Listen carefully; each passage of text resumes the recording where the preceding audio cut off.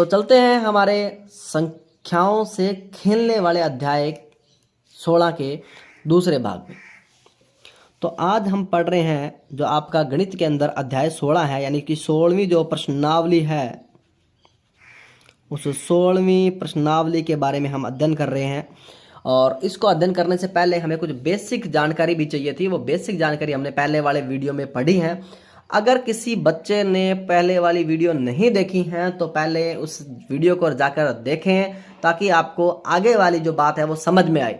अगर आपने सीधा ही ये वीडियो देखना शुरू किया है तो आपको नई जो बातें हैं वो समझ में नहीं आने वाली, और उस वीडियो का जो लिंक है वो डिस्क्रिप्शन बॉक्स में आपको मिल जाएगा।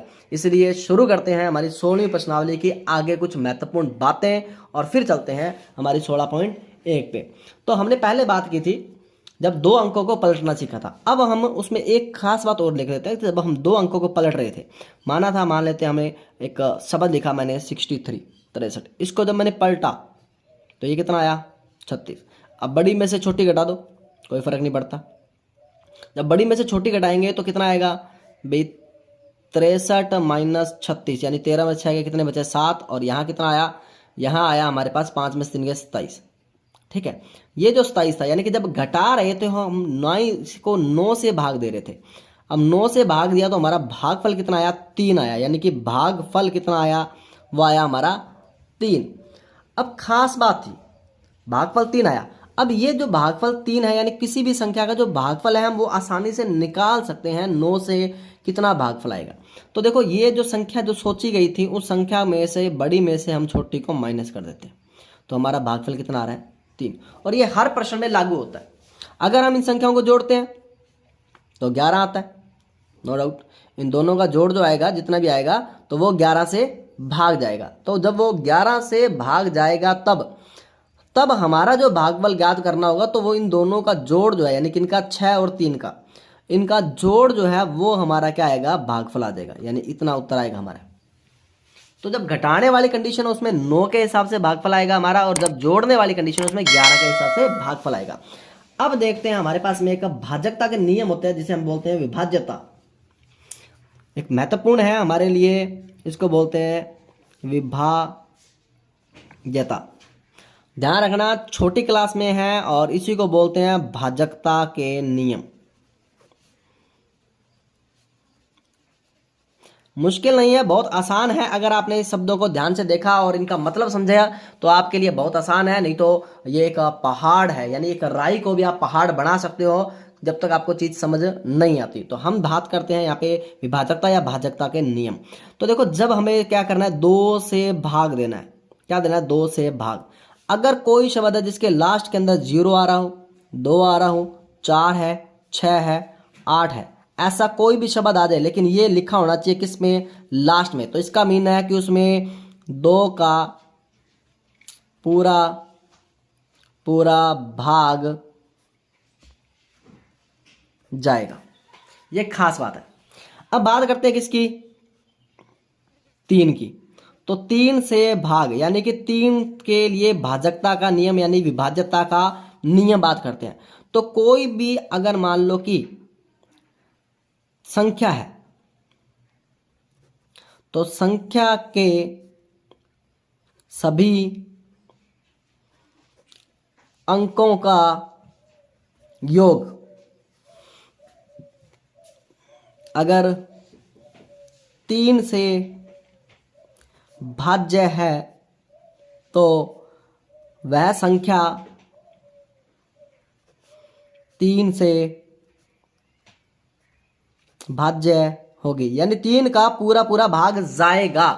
अब इसको चेक कैसे करें कि ये मतलब क्या कहना चाहता है। तो जैसे मैंने एक संख्या लिखी यहाँ पे 2 8 8। अब बिना मुझे देखे चेक करना है कि क्या इसमें 3 का पूरा भाग जाएगा या नहीं जाएगा। तो करना क्या है, पहले ये संख्या 2 है, 2 और 8 को जोड़ा कितना है 10, 10 में 8 जोड़े कितना आ गया 18, यानी कि मुझे जोड़ना है इनको 2 + 8 + 8 कितना हो गया 18।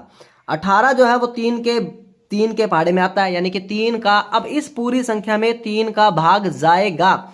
चेक करके देखते हैं कि क्या ऐसा होगा। तो करके देखते हैं हम बड़े। तो देखो 2 8 8 लिखा और 3 लिखा मैंने, तो देखो 3 का मुझे पता है कि 3 निम्न 27, क्या बचा यहाँ पे, शेषफल 1 बचा और ऊपर से 8 उतार लिया आपने। तो ये 8 उतारने के बाद 3 के पहाड़े में फिर 18 आता है, तो 3 के पहाड़े में 18 का बता 6 पे, तो यहाँ पे हमारा उत्तर क्या आया 18। अब हमारे पास जो शेषफल है वो क्या बचता, कुछ नहीं। इसका मीन है कि 3 का पूरा पूरा भाग जा रहा था। मैंने सिर्फ चेक किया, कैसे चेक किया, इन संख्याओं को जोड़ के कि क्या इसमें भाग जाएगा या नहीं जाएगा। एक और संख्या देख लेते हैं। मान लो कि मैंने बड़ी संख्या ले ली 4, 5, 7, 6, ठीक है ना, और उसके बाद में क्या हुआ, और मैंने इसमें फिर जोड़ दिया 2। अब सामान्य प्रश्न पूछा गया क्या इसमें 3 का भाग जाएगा या नहीं जाएगा। तो क्या करूं मैं, इन संख्याओं को जोड़ना शुरू करो। तो 4 + 5 9 + 7 कितने हो गए 12। 12 के अंदर 9 + 7 हुए हमारे 16। 16 में 6 जोड़े कितने हो गए, 16 और 6 हो गए 22, ठीक है। और 22 में 2 जोड़े कितने बन गए 24। अब 24 जो है वो 3 के पहाड़े में आता है, इसका मतलब ये पूरी संख्या में 3 का भाग जाएगा। तो इस तरह से हम 3 की भाजकता का नियम लगा सकते हैं। सेम जो 3 से भाग जाता है, सेम वही नियम काम करता है हमारा किस पे, हमारे 9 से भाग पे, यानी कि 9 से भाजकता के नियम से, 9 से भाग पर यही नियम काम करता है। कैसे काम करता है वो देखते हैं अपने। अगर इन अंकों का योग जो भी आ रहा है, अगर वो 9 के पहाड़े में आता है तो वो 9 से भी भाग होगा, वरना नहीं होगा। जैसे अभी संख्या लिखी हमने, कौन सी लिखी, 2 8 8 लिखी। इसका टोटल कितना था हमारे पास अंकों का 18। अब 18 है वो 9 के पहाड़े में आता है, इसका मीन ये पूरा पूरा भाग गया, यानी ये भाजकता का नियम बताता है हमें कि इस संख्या का पूरा पूरा भाग जाएगा। नेक्स्ट है इसी प्रश्न में हमने, जब हमने ये बात की, कौन सी, यहाँ पे 4 5 7 6 2 मैंने लिखा यहाँ पे, तो 4 5 7 6 2, जब इन सभी संख्याओं का जोड़ा तो मेरे पास उत्तर का आया 24। अब जो 24 शब्द है वो 9 के पहाड़े में नहीं आता।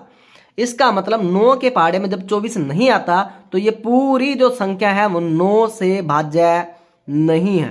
तो ध्यान रखना इन चीजों का, 9 से भाज्य नहीं है। कब, जब इन संख्याओं का जो योग है वो 9 के पहाड़े के शब्द में नहीं आता हो तो वो 9 से भाज्य नहीं है, और अगर आ जाए तो वो 9 से भाज्य है। अब आपसे एक सवाल जो है वो आपके लिए, आपने बताना है कि इनमें से कौन सी संख्या 3 से भाज्य है और कौन सी संख्या 9 से भाज्य होगी।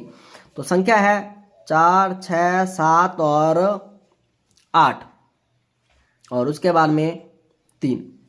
ये मैंने संख्या लिखी है, इनमें से आपने ये बताना है कि क्या 3 से और 9 से दोनों से भाज्य है या नहीं है।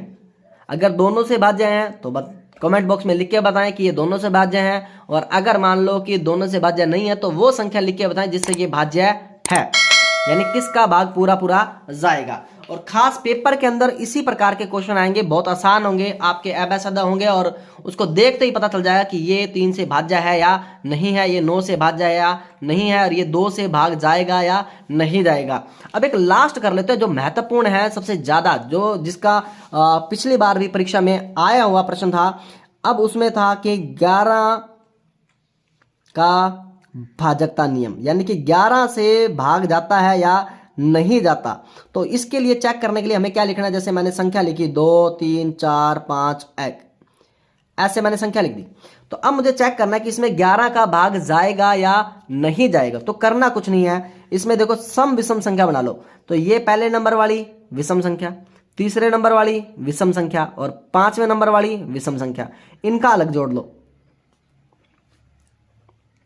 और दूसरी जो थी सम नंबर पे आ रही थी उनको अलग जोड़ लो। तो 3 + 5, इनका योग कितना होता है, देखो 2 4 और 1 7, इनका योग कितना हुआ 7 हुआ। अब उसके बाद में तो चेक करते हैं इसमें कि 11 का भाग जाएगा या नहीं जाएगा। तो देखो यहाँ पे इनका जोड़ जो होता है वो 7 आता है, और इनका जो जोड़ आता है वो कितना आता है 8 आता है। अब हमें क्या करना है कि अगर इन दोनों का योग क्या आ जाए, बराबर आ जाए, अगर इसका योग भी क्या आता 8 आता और इसका भी क्या आता 8 आता, यानी कुछ भी बराबर आ जाता, तो बराबर आने पे बड़ी में से या मतलब जो भी है इनको माइनस करते हो। अगर हमारा उत्तर क्या आए 0 आए, ध्यान रखना उत्तर 0 आना चाहिए। उत्तर अगर 0 आता है, शून्य आता है, उत्तर 0 आता है दोनों को घटाने पर, तो 11 से वो भाज्य है। ये खास बात है। अगर उसका उत्तर 0 नहीं आता है तो वो 11 से भाज्य नहीं है। अभी एक उदाहरण कर लेते हैं। मान लो कि मैंने यहाँ पे लिखा 4 4 2 2, ये लिखा मैंने। अब इसको चेक करता हूँ कि ये 11 से भाज्य है या नहीं है। ठीक है, तो चेक कर लेते हैं अपने। अब मैंने यहाँ पे क्या किया, अगर मान लो कि आगे मैं लिख देता हूँ 3 लिख देता हूँ और यहाँ भी मैं क्या लिख देता हूँ 3 लिख देता हूँ। तो देखो 4 और 2 6, 6 और 3 कितने हो गए 9 हो गए। यहाँ भी मैंने 4 और 2 कितने हो गए 6, 6 और 3 क्या हो गए 9। तो यानी कि सम, ये विषम संख्याएं हैं, यानी विषम संख्या विषम नंबर पर है। पहला नंबर, ये तीसरा नंबर और ये 5वां नंबर, इनका जो जोड़ आया वो 9 आया। फिर ये सम संख्या सम जगह पे थी, उनका जोड़ किया, उनका भी 9 आया। यानी इन दोनों को जब घटाया तो मेरा उत्तर क्या आया 0। इसका मतलब इस पूरी संख्या में 11 का भाग जाएगा। तो ये भाजकता का नियम है। अगर आपने 9 का, 11 का और 3 का और 2 का ये याद है आपको, तो आने वाली जो परीक्षा है आपकी, जो 8 तारीख को होने वाली परीक्षा है, उसके अंदर आपके कम से कम 4 से 5 नंबर पक्के। और इन पक्के करने के लिए आपको प्रैक्टिस करनी पड़ेगी। अभी एक प्रश्न देता हूं, आपने ये चेक करके बताना है कि क्या उसमें 11 का भाग जाएगा या नहीं जाएगा। तो प्रश्न देखते हैं अपने। मैंने लिखा है पे 2 3 4 5 और 6। आपने नीचे कमेंट बॉक्स में लिख के बताना है कि क्या इसमें 11 का भाग जाएगा या नहीं जाएगा। अब अपने इसके बाद में शुरू करने वाले हैं 16.1, लेकिन उससे पहले हमारा एक टॉपिक रह गया, उसको पूरा करना जरूरी है। और उसके बाद में आप जो 16.1 है उसे देखते ही आप खुद उत्तर बताओगे। लेकिन इसके लिए ज़रूरी है कि आपको पूरे सारे वीडियो जितने भी हैं वो एंड तक देखने हैं, ताकि आपको पूरा उसके बारे में पता चले कि हमें इन प्रश्नों में करना क्या है। तो इसलिए जुड़े रहिए, लाइक कीजिए, शेयर कीजिए और सब्सक्राइब कीजिए। धन्यवाद, बाय बाय।